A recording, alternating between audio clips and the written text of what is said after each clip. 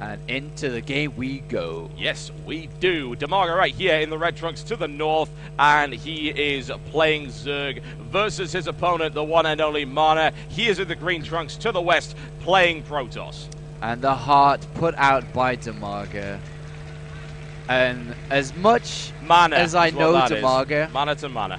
he would have loved to hear the clapping from the crowd, but he's got soundproof headset on, so sorry guys. Well, all that means is the crowd actually has to clap louder, honestly. I don't know, they're pretty good, these Are they that headsets. good? You think they can withstand the might of Finnish enthusiasm, more to the point? I don't know, man. Well, Maybe. let's find out. Ladies and gentlemen, let's hear it for our players!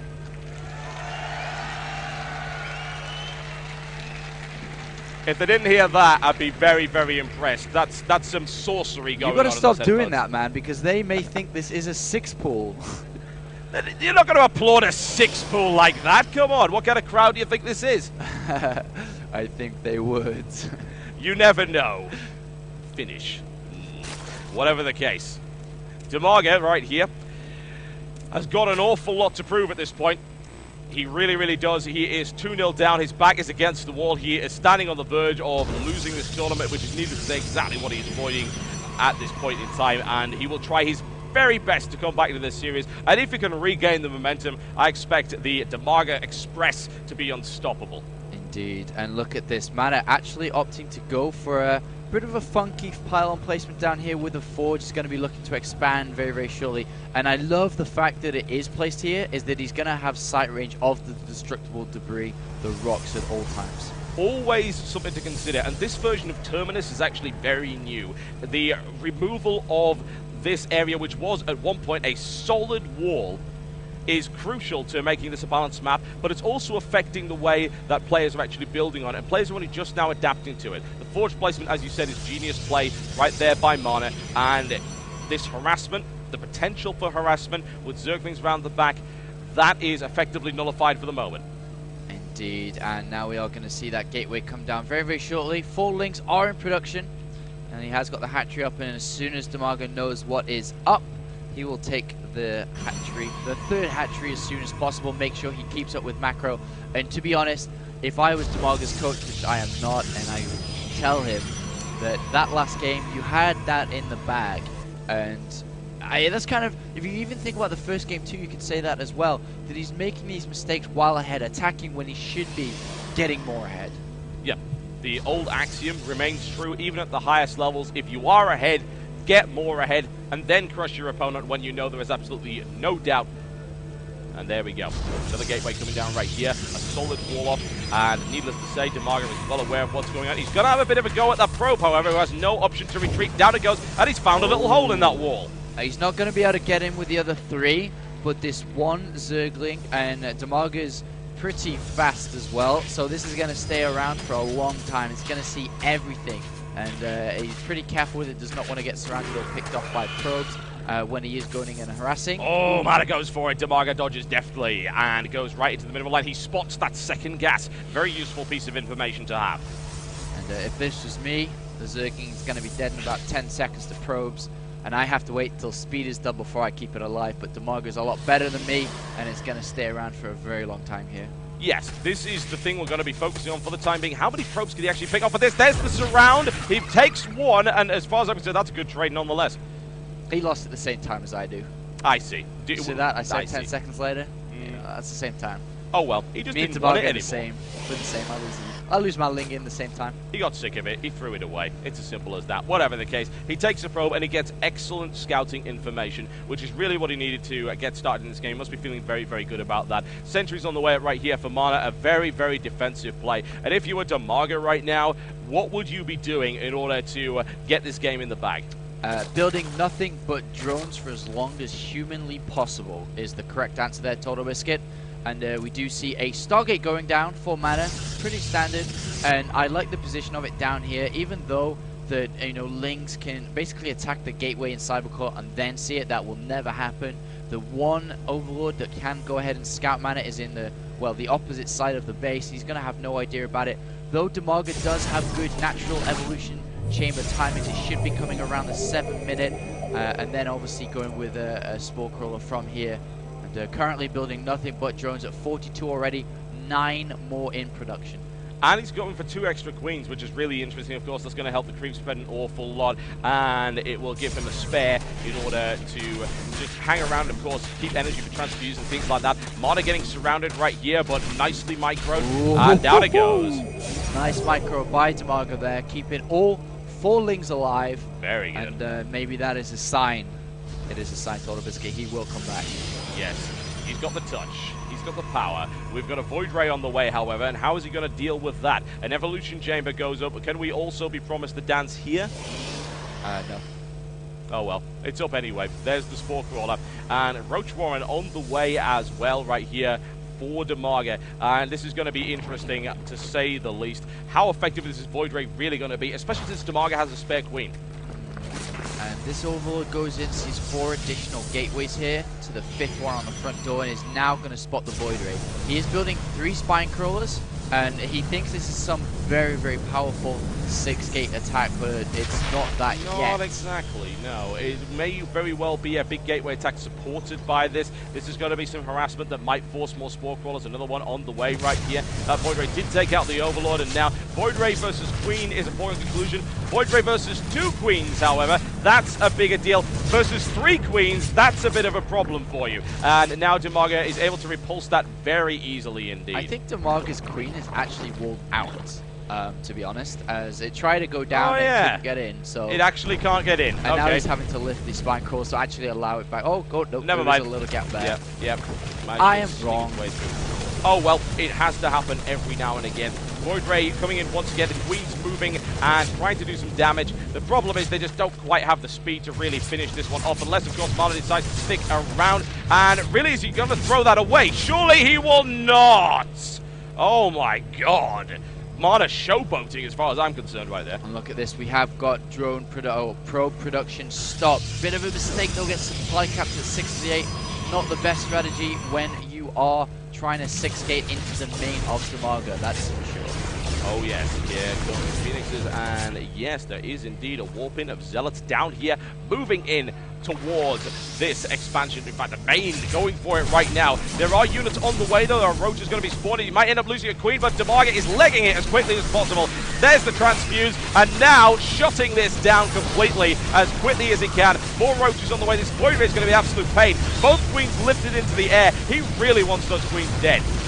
DIMAGA's going to hold again as he cleans up all the Zealots. The queens are going to work onto that Void Ray that finally goes down, and I'm sure will clear that pylon out. And well, he hasn't actually gone down yet. He does see it though. Well, he's actually set up a base next to it. Yeah. Set it up next to the Stalker, which is designed to confuse the Stalker into shooting at it. Whatever the case, DIMAGA is now moving in to clean this up, and that should be fairly simple. And there goes that pylon. What an annoyance. And DIMAGA is so far ahead now. What does he need to do, TotalBiscuit? Please elaborate. He needs to get further ahead. And excellent. Take that 4th base. And he is going to put a bit of pressure on, because when you're this far ahead, you can do so, especially when the destructible debris is here. He can put pressure on, but at the same time, he's not investing everything into this attack. He's getting a hive, he's getting the spire up, he's added more drones, he's getting upgrades. 19 drones, actually. Well, that's quite a lot of drones, quite frankly, and that's more than we would expect from DIMAGA, but I think he's learned his lesson. This very low drone count July Zerg approach actually does not work against Mana at the moment, and it is not a good idea. So macro, build, take map control, get your tech up, and he is really doing a good job of that, getting hive tech with the Immortal still coming out, and we are seeing no sign of Colossus yet either. No sign of anything. He's going to go for a similar style as we saw previously. A lot of Immortals, probably complemented by Templar as the game develops, but currently he needs to invest all his money in getting this 3rd base fully up and functional.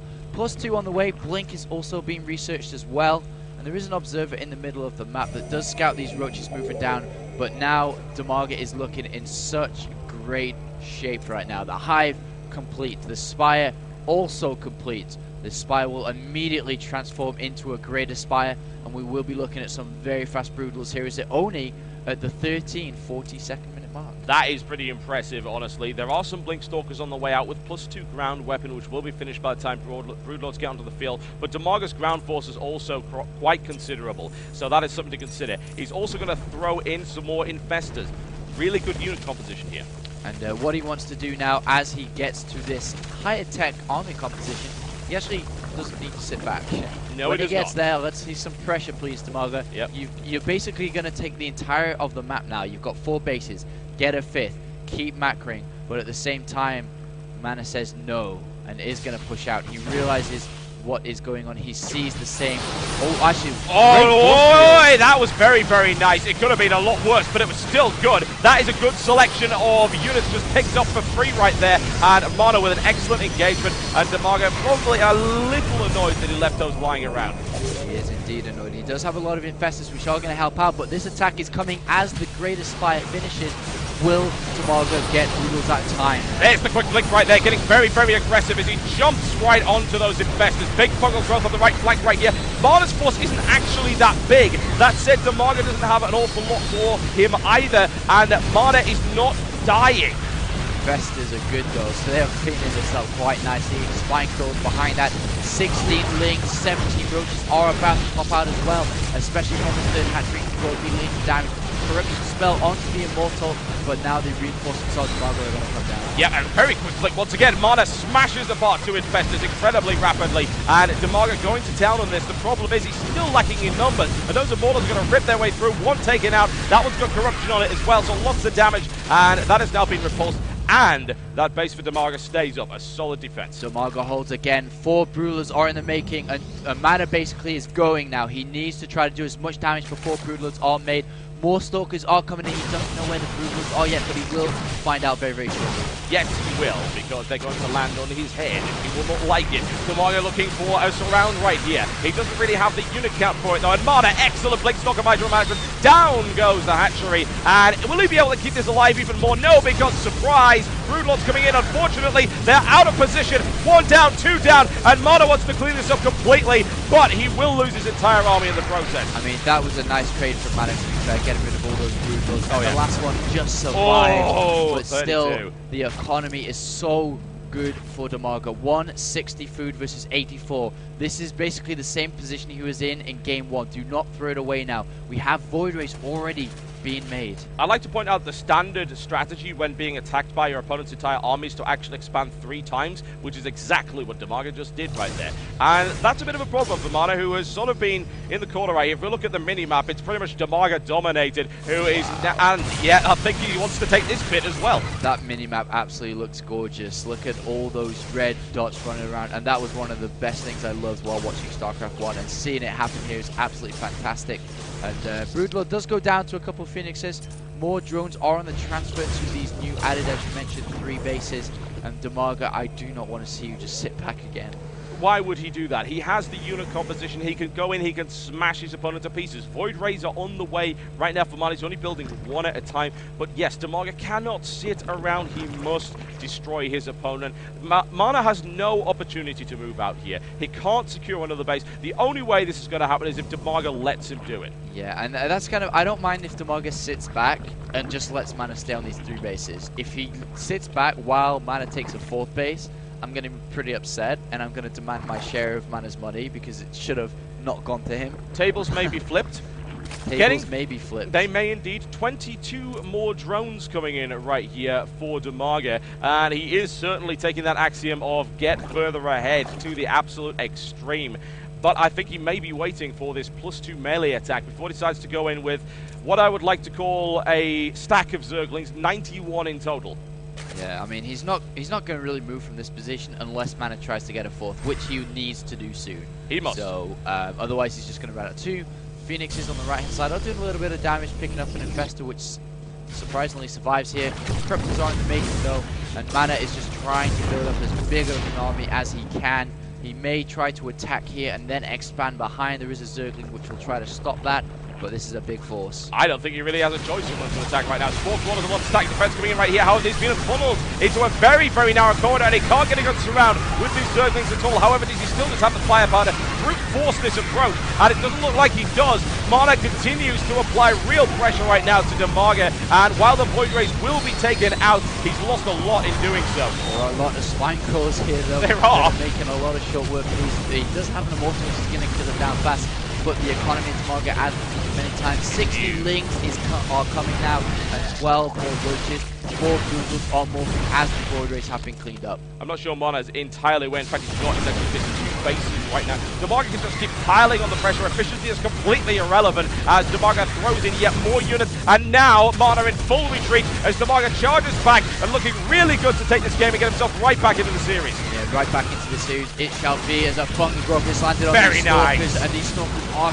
trapped now. And this A is second. absolutely fantastic for DIMAGA. 86 food for Mana now. 183 for DIMAGA. That's a fairly large difference, and he's got more buildings going for level 3 melee attack upgrade, and I really don't think DIMAGA's going to let carriers come out this time. Losing Fester, it doesn't really matter all that much. DIMAGA can easily retreat. The creep spread is already over halfway across the map. And Broodlords are going to come in now, and Mana GG, ladies and gentlemen, he